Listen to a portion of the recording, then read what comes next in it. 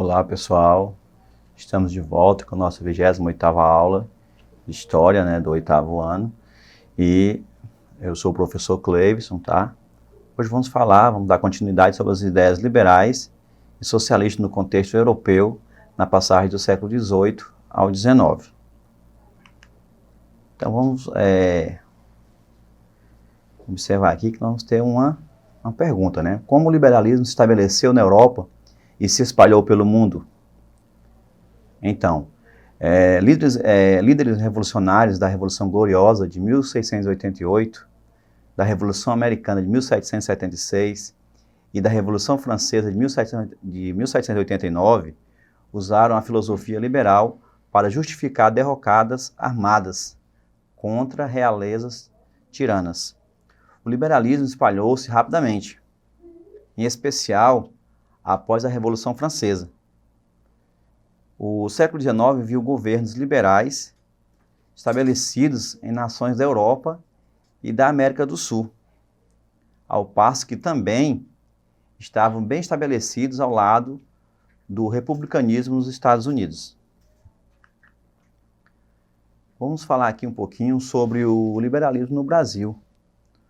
O liberalismo no Brasil, como instrumento de atuação no Estado e na sociedade brasileira, tem se estabelecido de forma organizada desde 1831. Na maior parte da história, como oposição política ao conservadorismo. Ainda que não se resumindo a esse papel, o liberalismo é uma filosofia política e moral baseada em liberdade e igualdade, defendendo a manutenção dos direitos individuais. Tais ideias surgiram, sobretudo, com a investida de pensadores iluministas do século XVIII, como John Locke e Montesquieu, tá? E foram pouco a pouco assimiladas por setores específicos da sociedade, no decorrer da história brasileira. Com a proclamação da República em 1889, o movimento liberal, em sua organização tradicional, desapareceu por um longo período, muito pelo caráter distante das ideias liberais que foi esse momento de transição no Brasil. Vamos falar aqui como o socialismo se espalhou pela Europa, né? Vamos observar um pouquinho aqui. A criação do socialismo como regime político e econômico visava sufocar e extinguir o sistema que vigorava no final do século XIX, que era o capitalismo.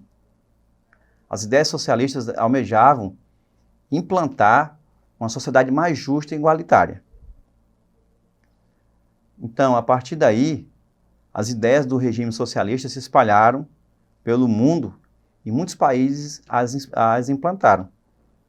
No entanto, tais nações não instituíram o socialismo aos moldes propostos por Karl Marx e Friedrich Engels. Então, eles não levaram ao pé da letra as teorias de Karl Marx.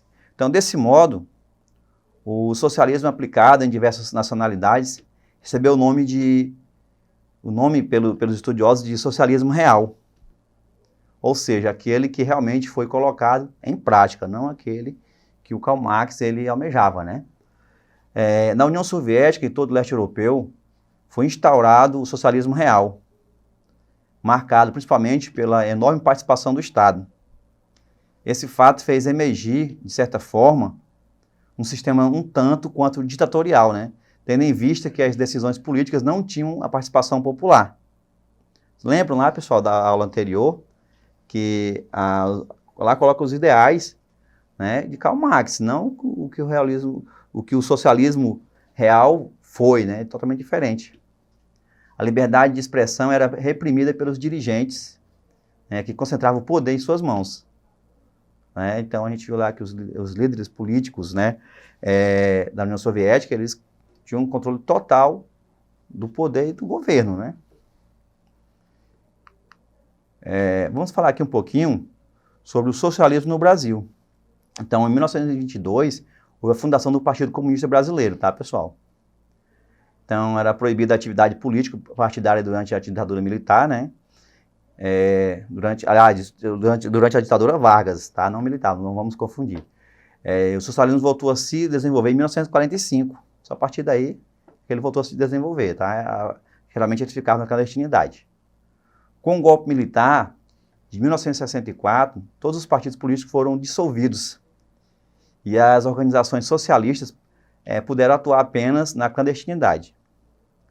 A criação do bipartidarismo em 1965 permitiu que os políticos de esquerda moderada se abrigassem na legenda do Movimento Democrático Brasileiro.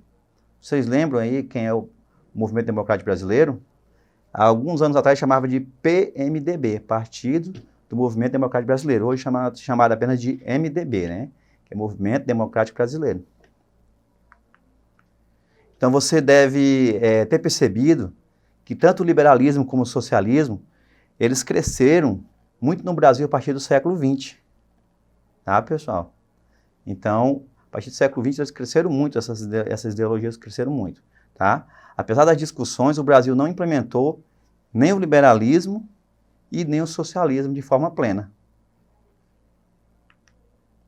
Então, pessoal, era mais ou menos isso, né? Vamos ter agora aqui uma atividade, certo? A primeira questão diz o seguinte: o Brasil não é um país inteiramente liberal, pois, letra A, o governo tem forte interferência na vida dos indivíduos. Letra B, a economia é planificada e o lucro é dividido para todos. Letra C, a política é dirigida por apenas um grupo partidário. E letra D, né? Cultura regulada, controlada e censurada. Então, pessoal, de acordo com a nossa aula, né, que a gente acabou de observar, né, qual seria a resposta correta aí? Vamos lá? Vamos ver que a resposta seria a letra A, né? O Brasil não é um país inteiramente liberal, pois o governo tem forte interferência na vida dos indivíduos. Então, nós podemos observar isso, né? Que o governo tem forte interferência. Observamos aí pelo Bolsa Família, né? Por outras atividades que o governo faz, né, em auxílio à população. Então, não é totalmente liberal, né? As casas populares, assim por diante. Vamos aqui para a nossa segunda questão, né? O Brasil não é um país inteiramente socialista, pois, letra A, possuímos agências reguladoras. B, temos presença de propriedade privada. C, valorizamos a diversidade social. D, temos direitos civis e sociais. Então, pessoal, de acordo com a nossa aula, qual seria aí a opção, né, adequada? Vamos aqui observar. Então, observamos aqui, né, que a resposta é a letra B, né? A resposta certa, correta, é a letra B. O Brasil não é um país inteiramente socialista, pois temos presença de propriedade privada. Você pode dizer, mas como socialista? O Brasil não é socialista. Mas nós temos a presença, né, de partidos que defendem o socialismo, né, e procuram implantar, né, ideias socialistas dentro do nosso sistema, né, que é um sistema capitalista, né, mas procura implantar essas ideias. Então, o Brasil, né, não é um país inteiramente socialista, pois temos presença de propriedade privada. Então, é isso, né, pessoal? Eu quero agradecer pela atenção de todos. Essa aula ela vai estar disponível na plataforma Eduque, tá? E até, né, a nossa próxima aula.